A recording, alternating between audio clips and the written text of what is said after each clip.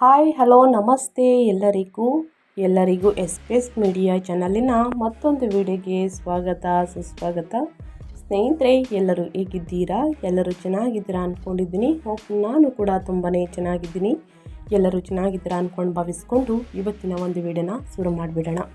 ಇವತ್ತಿನ ಒಂದು ವಿಡಿಯೋದಲ್ಲಿ ಫೆಬ್ರವರಿ 17ರಂದು ವರ್ಷದ ಮೊದಲ ಸೂರ್ಯಗ್ರಹಣ ಸ್ನೇಹಿತರೆ, ಸಂಪೂರ್ಣ ಮಾಹಿತಿಯನ್ನು ತಿಳಿಸ್ಕೊಡ್ತಾ ಹೋಗ್ತೀನಿ. ಯಾವ ರಾಶಿಯವರಿಗೆ ಅದೃಷ್ಟ, ಇನ್ನು ಗ್ರಹಣ ಸಮಯ ಸ್ನೇಹಿತರೆ, ಗ್ರಹಣ ಸಮಯದಲ್ಲಿ ಏನೆಲ್ಲ ಮಾಡಬಾರ್ದು, ಏನೆಲ್ಲ ಮಾಡಿದರೆ ಸ್ನೇಹಿತರೆ ಕಷ್ಟ ಎದುರಾಗಲಿದೆ, ಏನೆಲ್ಲ ಮಾಡಬೇಕು ಅನ್ನೋದನ್ನು ಕೂಡ ತಿಳಿಸ್ಕೊಡ್ತಾ ಹೋಗ್ತೀನಿ. ಇದನ್ನೆಲ್ಲ ಕಂಪ್ಲೀಟಾಗಿ ತಿಳ್ಕೋಬೇಕು. ಇದರ ಜೊತೆಗೆ ಈ 4 ರಾಶಿಯವರ ಅದೃಷ್ಟ ಹೇಗಿರಲಿದೆ ಅನ್ನೋದನ್ನ ತಿಳಿಸ್ಕೊಡ್ತಾ ಹೋಗ್ತೀನಿ. ಇದನ್ನೆಲ್ಲ ತಿಳ್ಕೋಬೇಕು. ಸಣ್ಣ ಪುಟ್ಟ ಪರಿಹಾರಗಳನ್ನು ಫಾಲೋಅಪ್ ಮಾಡಬೇಕು ಅಂದರೆ ಎಲ್ಲೂ ಕೂಡ ವಿಡಿಯೋನ ಸ್ಕಿಪ್ ಮಾಡಬಾರ್ದು. ಅಂದರೆ ವಿಡಿಯೋನ ಕಟ್ ಮಾಡಿ ಓಡಿಸ್ಕೊಂಡೋಗಿ ನೋಡಿದ್ರೆ ಫುಲ್ ಇನ್ಫಾರ್ಮೇಷನ್ ಅರ್ಥ ಆಗಲ್ಲ. ಸೊ ಹಾಗಾಗಿ ಎಲ್ಲ ವಿಡಿಯೋದಲ್ಲೂ ತಿಳಿಸ್ತಾ ಇರ್ತೀನಿ. ಮೊದಲಿಂದ ಕೊನೆ ತನಕ ವಿಡಿಯೋನ ವಾಚ್ ಮಾಡಿ. ವಿಡಿಯೋದಲ್ಲಿ ಒಳ್ಳೆಯ ಮಾಹಿತಿ ಸಿಕ್ಕಿದ್ದಲ್ಲಿ ತಪ್ಪದೆ ವಿಡಿಯೋಗೊಂದು ಲೈಕ್ ಕೊಟ್ಟು, ಇನ್ನೂ ನನ್ನ ಚಾನಲ್ನ ಸಬ್ಸ್ಕ್ರೈಬ್ ಮಾಡ್ಕೊಳ್ತಾನೆ ನೋಡ್ತಿದ್ರೆ ಎಸ್ ಪಿ ಎಸ್ ಮೀಡಿಯಾಗೆ ಸಬ್ಸ್ಕ್ರೈಬ್ ಆಗಿ ನಿಮ್ಮ ಅಭಿಪ್ರಾಯಗಳನ್ನು ಕಮೆಂಟ್ ಬಾಕ್ಸಲ್ಲಿ ತಿಳಿಸಬಹುದು. ಯಾರೆಲ್ಲ ಸಬ್ಸ್ಕ್ರೈಬ್ ಮಾಡಿಕೊಂಡು ಪ್ರತಿನಿತ್ಯ ವಿಡಿಯೋ ವಾಚ್ ಮಾಡ್ತಿದ್ರಾ ಅಂಥವರಿಗೆ ಥ್ಯಾಂಕ್ ಯು ಸೋ ಮಚ್ ಅಂತ ಹೇಳ್ತಾ ವಿಡಿಯೋದ ಕಡೆ ಗಮನ ಕೊಟ್ಬಿಡೋಣ.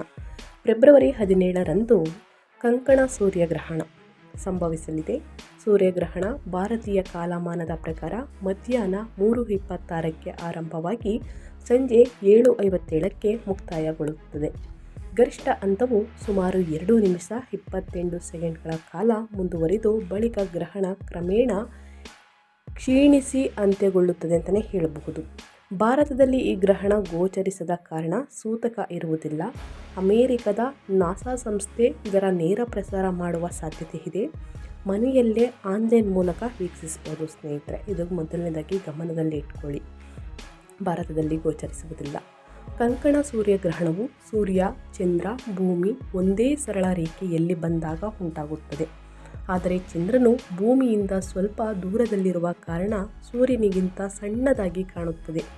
ಈ ಕಾರಣದಿಂದ ಸೂರ್ಯನನ್ನು ಸಂಪೂರ್ಣ ಮುಚ್ಚಲು ಸಾಧ್ಯವಾಗದೆ ಸೂರ್ಯನ ಸುತ್ತಲೂ ಉಂಗುರದಾಕಾರದಲ್ಲಿ ಬೆಳಕು ಕಾಣಿಸುತ್ತದೆ.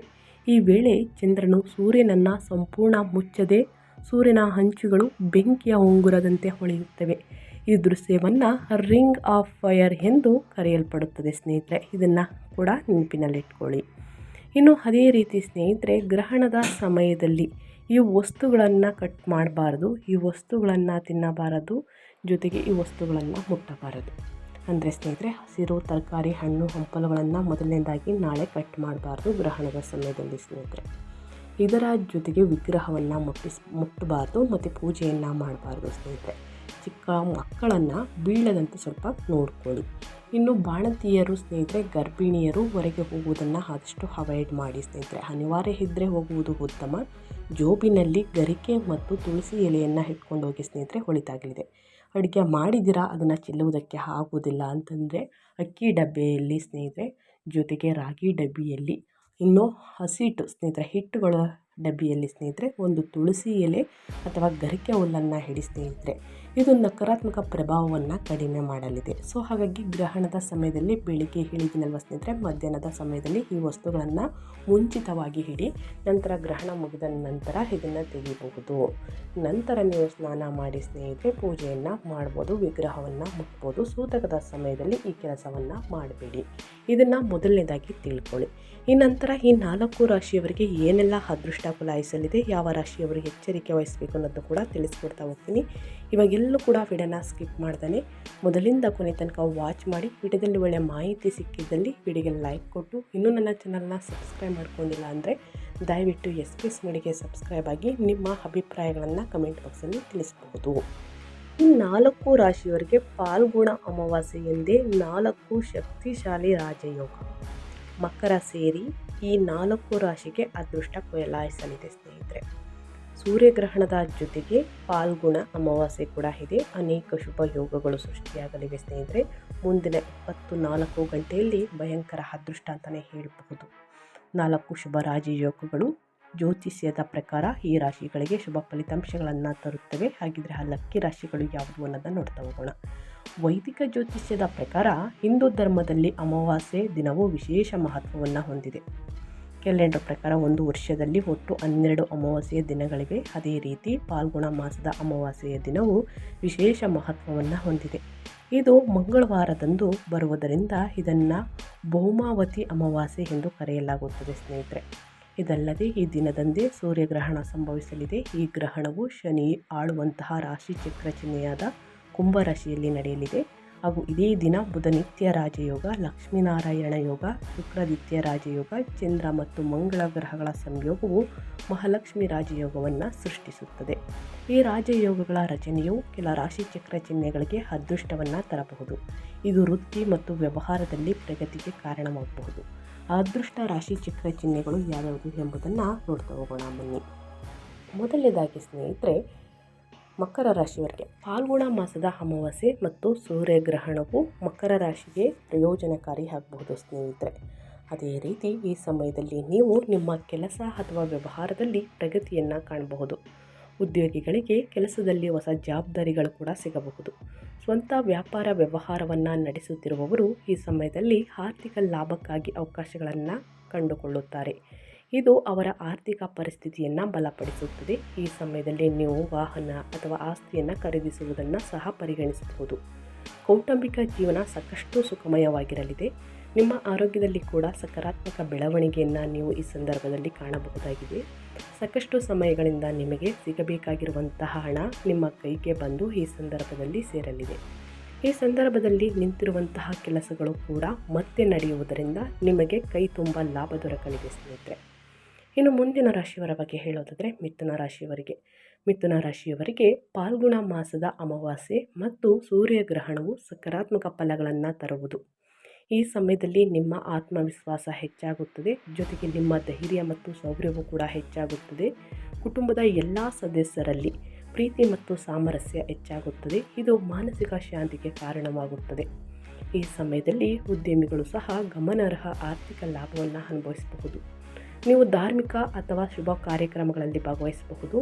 ಅಚಾನಕ್ಕಾಗಿ ಸಾಕಷ್ಟು ಸಮಯಗಳಿಂದ ನಿಮಗೆ ಸಿಗಬೇಕಾಗಿದ್ದ ಹಣ ನಿಮಗೆ ಬಂದು ಸೇರಲಿದೆ. ಒಂದು ವೇಳೆ ನೀವು ವ್ಯಾಪಾರವನ್ನು ಮಾಡ್ತಾ ಇದ್ದರೆ ನಿಮ್ಮ ವ್ಯಾಪಾರದಲ್ಲಿ ಗ್ರಾಹಕರ ಸಂಖ್ಯೆ ಹೆಚ್ಚಾಗಲಿದೆ ಹಾಗೂ ಅದರಿಂದ ಸಿಗುವಂತಹ ಲಾಭ ಕೂಡ ದುಪ್ಪಟ್ಟಾಗಲಿದೆ. ಈ ಮೂಲಕ ನೀವು ನಿಮ್ಮ ಆರ್ಥಿಕ ಪರಿಸ್ಥಿತಿಯನ್ನು ಇನ್ನಷ್ಟು ಉತ್ತಮಗೊಳಿಸಬೇಕಾಗಿ ಬರಬಹುದು. ಹಾಗೂ ಜೀವನದಲ್ಲಿ ಇನ್ನಷ್ಟು ದೊಡ್ಡ ಮಟ್ಟದಲ್ಲಿ ಅಭಿವೃದ್ಧಿಯನ್ನು ಸಾಧಿಸಬೇಕು ಎನ್ನುವಂತಹ ನಿಮ್ಮ ಕನಸು ಕೂಡ ನನಸಾಗಲಿದೆ ಅಂತಲೇ ಹೇಳ್ಬೋದು ಮಿಥುನ ರಾಶಿಯವರಿಗೆ. ಇನ್ನು ಮುಂದಿನ ರಾಶಿಯವರ ಬಗ್ಗೆ ಹೇಳೋದಾದರೆ ಸಿಂಹರಾಶಿಯವರಿಗೆ ಸೂರ್ಯಗ್ರಹಣ ಹಾಗೂ ಫಾಲ್ಗುಣ ಮಾಸದ ಅಮಾವಾಸ್ಯೆ ಸಿಂಹರಾಶಿಗೆ ಪ್ರಯೋಜನಕಾರಿ ಫಲಗಳನ್ನು ತರಬಹುದು. ಈ ಸಮಯದಲ್ಲಿ ನಿಮ್ಮ ದೈನಂದಿನ ಆದಾಯ ಹೆಚ್ಚಾಗಬಹುದು. ನೀವು ದೇಶ ಅಥವಾ ವಿದೇಶಗಳಲ್ಲಿ ಪ್ರಯಾಣಿಸಬಹುದು. ನಿಮ್ಮ ಯೋಜಿತ ಯೋಜನೆಗಳು ಸ್ನೇಹಿತರೆ ಯಶಸ್ವಿಯಾಗುತ್ತವೆ. ನಿರುದ್ಯೋಗಿಗಳಿಗೆ ಈ ಸಮಯದಲ್ಲಿ ಉದ್ಯೋಗ ಸಿಗಬಹುದು. ನಿಮ್ಮ ಪ್ರಯತ್ನಗಳಲ್ಲಿ ಅದೃಷ್ಟವು ನಿಮಗೆ ಅನುಕೂಲಕರವಾಗಿರುತ್ತದೆ ಮತ್ತು ಬಾಕಿ ಇರುವ ಕೆಲಸಗಳು ಪೂರ್ಣಗೊಳ್ಳುತ್ತವೆ. ಈ ಅವಧಿಯಲ್ಲಿ ನೀವು ಹೂಡಿಕೆಗಳಿಂದ ಲಾಭ ಪಡೆಯಬಹುದು. ಪ್ರತಿಯೊಂದು ಇಚ್ಛೆ ಆಕಾಂಕ್ಷೆಗಳು ಈ ಸಂದರ್ಭದಲ್ಲಿ ಪೂರ್ತಿಯಾಗಲಿವೆ. ಕೆಲಸ ಮಾಡುವಂತಹ ಸ್ಥಳದಲ್ಲಿ ನಿಮ್ಮ ಪೂರ್ಣ ಸಾಮರ್ಥ್ಯದ ಜೊತೆಗೆ ಪ್ರತಿಯೊಂದು ಕೆಲಸಗಳನ್ನು ಪೂರ್ಣಗೊಳಿಸಬಹುದಾಗಿದೆ. ಪಾಲುದಾರಿಕೆಯ ವ್ಯಾಪಾರವನ್ನು ಮಾಡುವವರು ತಮ್ಮ ಪಾರ್ಟ್ನರ್ ಜೊತೆಗೆ ಉತ್ತಮ ರೀತಿಯ ಸಂಬಂಧವನ್ನು ಹೊಂದಬಹುದಾಗಿದೆ. ಈ ಸಂದರ್ಭದಲ್ಲಿ ನಿಮ್ಮ ಆರೋಗ್ಯ ಕೂಡ ಚೆನ್ನಾಗಿರಲಿದೆ ಹಾಗೂ ಜೀವನದಲ್ಲಿ ನೀವು ಅನುಭವಿಸುತ್ತಿರುವಂತಹ ಒಂಟಿತನ ದೂರವಾಗಲಿದೆ. ವ್ಯಾಪಾರಕ್ಕೆ ಸಂಬಂಧಪಟ್ಟಂತಹ ಯಾವುದೇ ರೀತಿಯ ಯೋಜನೆಗಳನ್ನು ಕಾರ್ಯರೂಪಕ್ಕೆ ತರುವಂತಹ ನಿಮ್ಮ ಯೋಜನೆ ಈ ಸಂದರ್ಭದಲ್ಲಿ ಯಶಸ್ವಿಯಾಗಲಿದೆ. ಭವಿಷ್ಯದಲ್ಲಿ ಇದು ಉತ್ತಮ ರೀತಿಯ ಲಾಭವನ್ನು ಕೂಡ ನಿಮಗೆ ಒದಗಿಸಲಿದೆ ಅಂತಲೇ ಹೇಳಬಹುದು.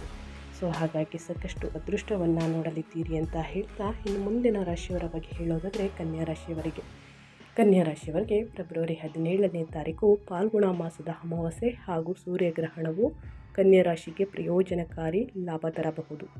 ಈ ಸಮಯದಲ್ಲಿ ನೀವು ನಿಮ್ಮ ಕೆಲಸ ಅಥವಾ ವ್ಯಾಪಾರ ವ್ಯವಹಾರದಲ್ಲಿ ಪ್ರಗತಿಯನ್ನು ಕಾಣಬಹುದು. ಮಕ್ಕಳಿಂದ ಸಿಹಿ ಸುದ್ದಿಯನ್ನು ನೋಡಲಿದ್ದೀರಿ. ಉದ್ಯೋಗಿಗಳಿಗೆ ಕೆಲಸದಲ್ಲಿ ಹೊಸ ಜವಾಬ್ದಾರಿಗಳು ಕೂಡ ಸಿಗಬಹುದು. ಸ್ವಂತ ವ್ಯಾಪಾರ ವ್ಯವಹಾರವನ್ನು ನಡೆಸುತ್ತಿರುವವರಿಗೆ ಈ ಸಮಯದಲ್ಲಿ ಆರ್ಥಿಕ ಲಾಭಕ್ಕಾಗಿ ಅವಕಾಶಗಳನ್ನು ಕಂಡುಕೊಳ್ಳುತ್ತಾರೆ. ಇದು ಅವರ ಆರ್ಥಿಕ ಪರಿಸ್ಥಿತಿಯನ್ನು ಬಲಪಡಿಸುತ್ತದೆ. ಈ ಸಮಯದಲ್ಲಿ ನೀವು ವಾಹನ ಮತ್ತು ಆಸ್ತಿಯನ್ನು ಖರೀದಿಸುವುದನ್ನು ಸಹ ಪರಿಗಣಿಸಬಹುದು. ಪಿತ್ರಾರ್ಜಿತ ಆಸ್ತಿ ನಿಮ್ಮ ಕೈ ಸೇರಲಿದೆ. ಕೋರ್ಟಲ್ಲಿ ಯಾವುದಾದ್ರೂ ಪ್ರಕರಣಗಳು ಇದ್ದರೆ ಈ ಸಮಯದಲ್ಲಿ ನಿಮ್ಮ ಪರವಾಗಿ ಜಯವನ್ನು ನೋಡಲಿದ್ದೀರಿ. ಕೌಟುಂಬಿಕ ಜೀವನ ಸಾಕಷ್ಟು ಸುಖಮಯವಾಗಿರಲಿದೆ. ನಿಮ್ಮ ಆರೋಗ್ಯದಲ್ಲಿ ಕೂಡ ಸಕಾರಾತ್ಮಕ ಬೆಳವಣಿಗೆಯನ್ನು ನೀವು ಈ ಸಂದರ್ಭದಲ್ಲಿ ಕಾಣಬಹುದು. ಸಾಕಷ್ಟು ಸಮಯಗಳಿಂದ ನಿಮಗೆ ಸಿಗಬೇಕಾಗಿರುವಂಥ ಹಣ ನಿಮ್ಮ ಕೈಗೆ ಬಂದು ಈ ಸಂದರ್ಭದಲ್ಲಿ ಸೇರಲಿದೆ. ಯಾರನ್ನು ಕೂಡ ಕುರುಡರಾಗಿ ನಂಬೇಡಿ. ಯಾವುದೇ ಸಹಿಯನ್ನು ಹಾಕಬೇಕಾದ್ರೆ 2-3 ಬಾರಿ ಯೋಚಿಸಿ ನಿರ್ಧಾರಗಳನ್ನು ತೆಗೆದುಕೊಂಡು ಸಹಿ ಹಾಕಿ. ದುಡುಕಿನ ನಿರ್ಧಾರ ಒಳಿತಲ್ಲ, ನಷ್ಟವನ್ನು ನೋಡಬೇಕಾಗುತ್ತದೆ. ಹಣಕಾಸಿನ ವಿಚಾರದಲ್ಲೂ ಕೂಡ ಬಹಳಷ್ಟು ಎಚ್ಚರಿಕೆ ವಹಿಸಿ. ಈ ಸಂದರ್ಭದಲ್ಲಿ ನಿಂತಿರುವಂತಹ ಕೆಲಸಗಳು ಕೂಡ ಮತ್ತೆ ನಡೆಯುವುದರಿಂದ ನಿಮಗೆ ಕೈತುಂಬ ಲಾಭ ದೊರಕಲಿದೆ ಕನ್ಯಾ ರಾಶಿಯವರಿಗೆ.